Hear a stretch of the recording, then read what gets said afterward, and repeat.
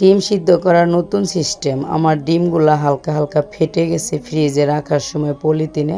এখন এগুলা সিদ্ধ করব, কিভাবে সিদ্ধ করলে অক্ষয় থাকবে, নষ্ট হবে না দেখেন। প্রথমে ডিমগুলা ধুয়ে নিয়েছি, তারপরে কড়াইতে পানি ফুটতে দিয়েছি। এরকম ফাটা ডিম যদি ফুটন্ত পানির মধ্যে দেওয়া হয় তাহলে সাদা অংশটা জমে যায় আর বেশি একটা বের হয় না। আমিও সেই কাজটাই করলাম। আসসালামু আলাইকুম, কোহিনুর মিনি কিচেন অ্যান্ড ব্লগে সবাই স্বাগতম। সবাই কেমন আছেন? অবশ্যই আল্লাহর রহমতে ভালো আছেন, আমিও ভালো আছি। এই তো দেখেন সেই ডিমগুনা ছুলে নিয়েছি। এখন কড়াইতে দিয়ে দিয়েছি তেল।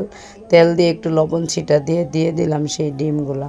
দুইটা ডিম আমার ছেলে খেয়ে ফেলছে আর একটা ডিম ভেঙে গেছে। যেগুলো আছে এখন এইগুলাই আমি সুন্দর করে ভেজে নিব। দিয়ে দিছি ডিম। এখন হালকা হলুদ দিয়ে ডিমগুলো আমি ভেজে নিব।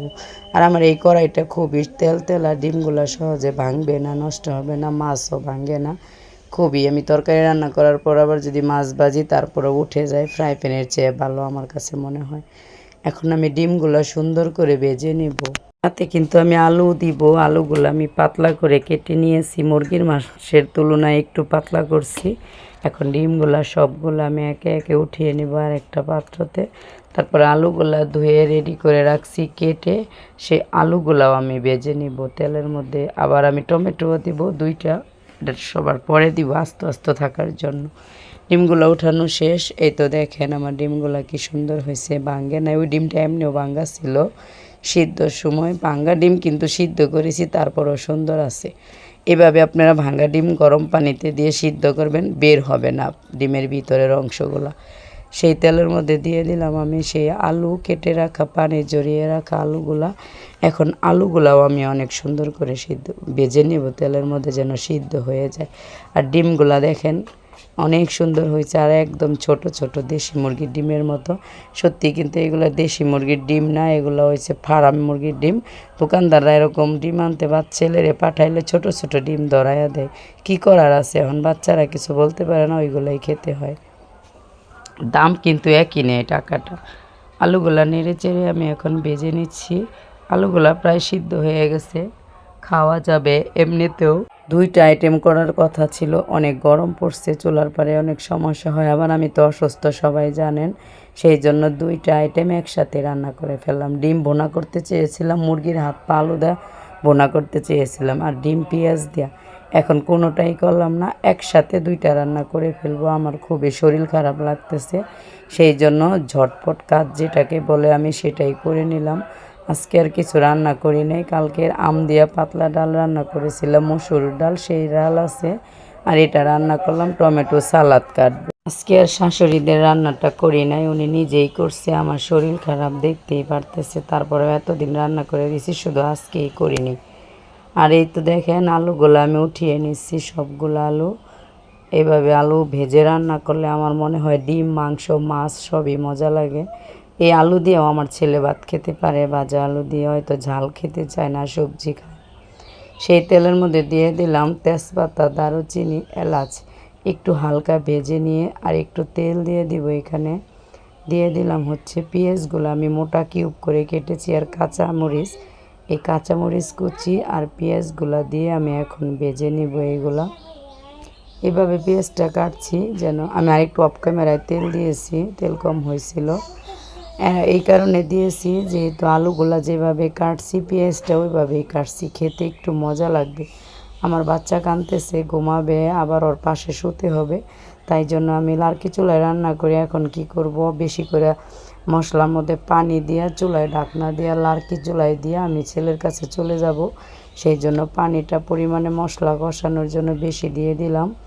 আদা বাটা, রসুন বাটা, ধনিয়ার গুঁড়া, জিরার গুঁড়া, শুকনো মরিচের গুঁড়া।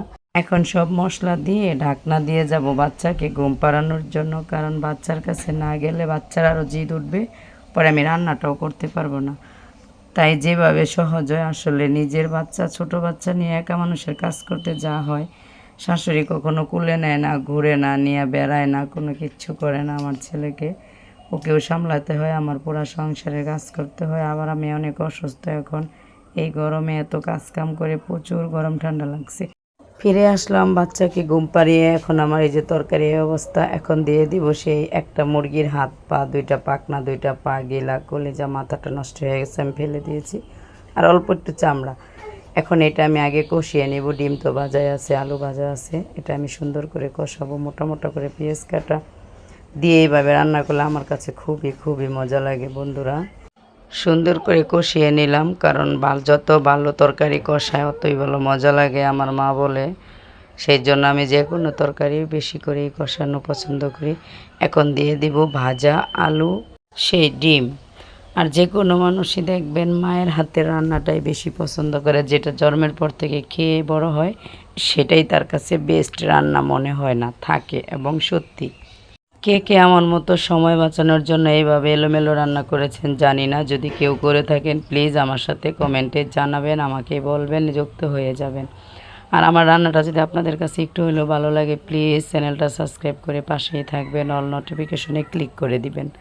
বন্ধুবান্ধব আত্মীয় স্বজনের কাছে প্লিজ একটু শেয়ার করে দিবেন, কষ্ট করে লাইক দিয়ে পুরো ভিডিওটা দেখে। এই তো দেখেন কষানোটা অনেক সুন্দর করে কষিয়ে নিয়েছি। এখন আমি দিয়ে দিব একটু টমেটো 2টা টমেটো, অনেক পাকা, এগুলো আমাদের ক্ষেতের। টমেটোটা সিদ্ধ হতে বেশি সময় লাগে না, আর আমি টমেটোটা আজকে গালাবো না, আস্তে আস্তে রাখবো। সেই কারণেই আর কি আমি দিয়ে দিলাম টমেটোটা কষানোর পরে। তারপরও গলে যাবে, যেহেতু ভালো মেডিসিন ছাড়া টমেটো এগুলো সিদ্ধ হয় খুব তাড়াতাড়ি। নিজেদের খেতে সার দিয়ে নেই, বিষ দিয়ে নেই, মেডিসিন দিয়ে নেই, একদম পিওর খাঁটি টমেটো। এই যে ডিম একটা ফেটে গেছিলো, সেটা গলে কুসুমটা বের হয়ে গেছে, তাই জন্য উঠিয়ে রাখলাম, আমি খেয়ে ফেলবো। রুটি আছে, রুটি দিয়ে।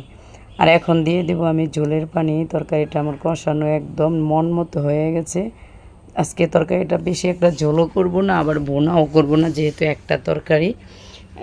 যদি অন্য কিছু রান্না করতাম তাহলে একদম কষিয়ে রান্না করতাম, কষানো কষানো শুকনা বোনাটা করতাম। এখন আমি রান্না করে নেব যতক্ষণ পর্যন্ত আমার ঝোলটা একটু কমে না যায়। সবগুলো তো সিদ্ধ হয়েই গেছে, সিদ্ধ হওয়ার কিছু বাকি নাই। টমেটো না দিয়া ঝোল না দিলেও তরকারিটা কিন্তু খাওয়া যেত। এখন চলে আসছি ঝোল কমার পরে। এই তো তরকারিটা দেখেন আমার কি সুন্দর ঘন গ্রেভি হয়েছে। অনেক আলু দিয়ে রান্না যে কোনো তরকারি ঘন হয়। যাই হোক, আবার এখানে সব কিছু এবার একটু টমেটো আছে, সাথে আলু আছে, আবার ধরেন আপনার মশলাগুলো, মাংস বেশি পড়ছে, ঘন হয়েছে ঝোলটা। আজকের তরকারিটা সেই স্বাদ হয়েছিল। দুপুরে খাওয়ার পরেই তো আমি সবসময় ভিডিও এডিট করি, রিভিউটা আমি নিজেই দিয়ে দিই আপনাদেরকে। এই তো দেখেন এখন তরকারিটা নামিয়ে নেব। আজকে এই পর্যন্তই, দেখা হবে পরের ভিডিওতে। সবার জন্য আমার পক্ষ থেকে দোয়া এবং শুভকামনা রইল। সবাই সুস্থ থাকবেন, ভালো থাকবেন। আসসালামু আলাইকুম, আল্লাহ হাফেজ।